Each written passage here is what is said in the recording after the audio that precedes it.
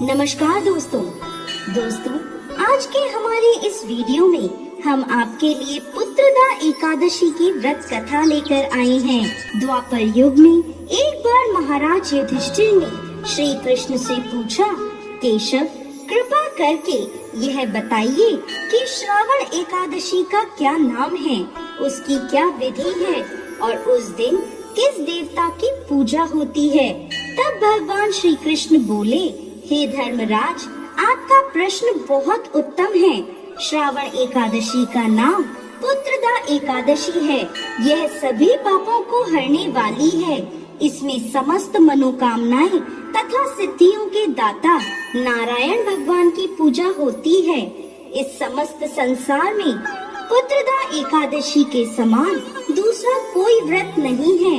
पुत्रदा का अर्थ है पुत्र देने वाली, अर्थात यह व्रत निसंतान लोगों को संतान प्रदान करने वाला है। हे राजन, अब मैं आपको पुत्रदा एकादशी के महत्व से जुड़ी एक कथा सुनाता हूँ।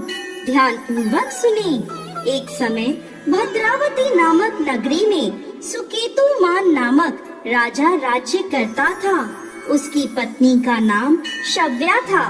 राजा के पास धन, वैभव, राज्य आदि किसी प्रकार की कोई कमी नहीं थी, परंतु उसके कोई संतान नहीं थी। इस कारण राजा और उसकी पत्नी दोनों चिंतित रहते थे। राजा यह सोचकर चिंतित रहते थे कि हमारे लिए पिंडदान कौन करेगा। बिना पुत्र के पितरों और देवताओं का ऋण मैं कैसे चुकाऊंगा। अवश्य ही मैंने पिछले जन्म में कोई बुरे कर्म किए होंगे, इसलिए मेरे पुत्र नहीं हैं। राजा को इस प्रकार चिंता में डूबा देख रानी शव्या भी हर समय चिंतित रहती थी। एक दिन राजा चिंता में इतने मगन हो गए कि उन्होंने अपने प्राण त्यागने का निश्चय किया, परंतु आत्मघात को महापाप समझकर वह अपना अश्व लेकर सोच विचार में डूबे हुए जंगल की ओर चले गए। वहाँ अनेकों प्रकार के पक्षियों और पेड़ पौधों को देखते हुए राजा आगे चलते जा रहे थे।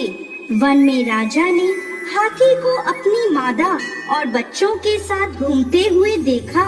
हिरण को भी अपनी मादा और बच्चों के साथ देखा। इसे देखकर राजा सोच में पड़ गए कि मैंने कई यज्ञ किए, ब्राह्मणों को भोजन कराया, फिर भी मुझे निसंतान होने का दुख प्राप्त हुआ। मैं क्या करूं? ऐसा सोचते हुए राजा आगे जंगल में चलते गए। आधा दिन बीत गया।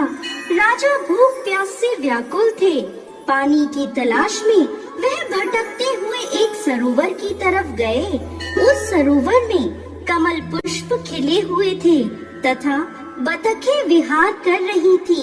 राजा ने नजर घुमाकर देखा तो सरोवर की एक ओर मुनियों का आश्रम बना हुआ था। उसी समय राजा के दाएं अंग फड़कने लगे।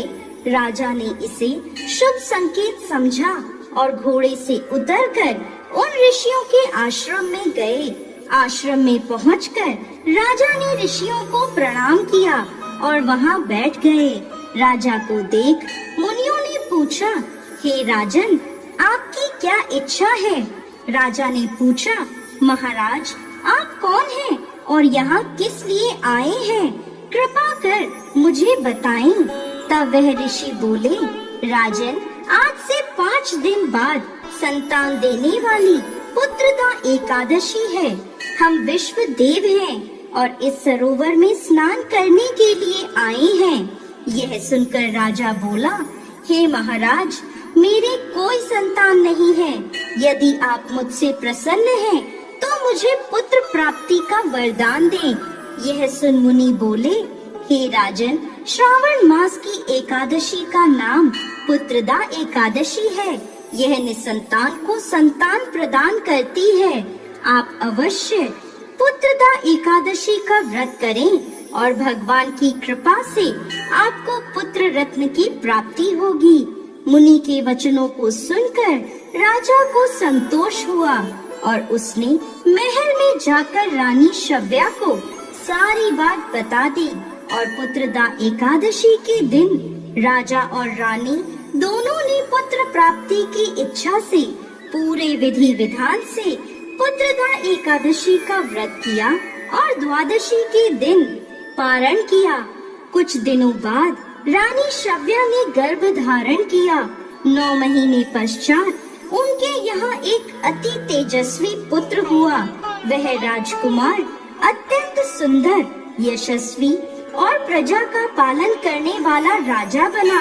श्री कृष्ण भगवान बोले, हे कुंती नंदन, पुत्र प्राप्ति के लिए पुत्रदा एकादशी का व्रत सर्वोत्तम है। जो मनुष्य पुत्रदा एकादशी के महत्व को पढ़ते या सुनाते हैं, वह सांसारिक सुखों को भोग कर अंत में स्वर्ग लोक को प्राप्त करते हैं। पुत्रदा एकादशी का व्रत करने वाले व्यक्ति को सुबह जल्दी उठकर स्नान आदि से निवृत्त होकर संतान प्राप्ति के लिए पति पत्नी दोनों को स्नान के पश्चात पूरे विधि विधान से श्री हरि नारायण की पूजा करनी चाहिए। इसके साथ पुत्रदा एकादशी की कथा सुननी चाहिए और आरती करनी चाहिए। हे भगवान नारायण, इस कथा को कहते, सुनते और हुंकार भरते सब पर कृपा करिए, सबकी मनोकामना पूर्ण करिए। जय श्री हरि नारायण।